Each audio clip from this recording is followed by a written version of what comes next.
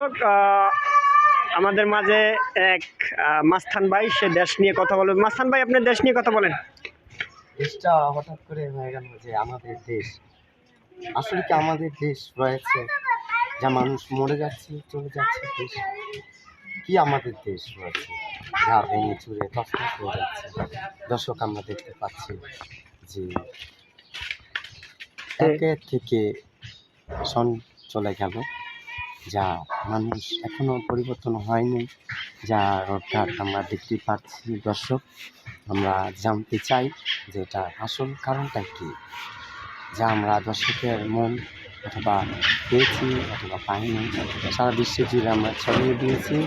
তবে কি আমরা আসলে শান্তি পেয়েছি বা কী ঘটেছিল সেদিন ঢাকার সেই ঘটনা, যে হাসিনাকে নিয়ে, এটা আমাদের একটু একটু একটু একটু একটু আপনার কথার স্পিরিটটা বাড়ান, দর্শক শুনতে পায় না। ওয়েটে হাসিনা চলে গেলেন ইন্ডিয়া। কি করেছিলেন তিনি জানেন? দেশ মানুষ শান্তি পাচ্ছে না, হঠাৎ করে কি হয়ে গেল যা মানুষ কেউ পাচ্ছে না। কেন হলো এটা? এটা আমরা জানিয়ে দিতে চাই দর্শকদের আজকে এই খবর। আর আগের খবর, আসলে কি আগের খবর না এই খবর? মানুষ ঠিক আছে, তবে দর্শক যাই চায় এটা আমরা আশা কামনা করি। ভালো থাকবেন, সুস্থ থাকবেন।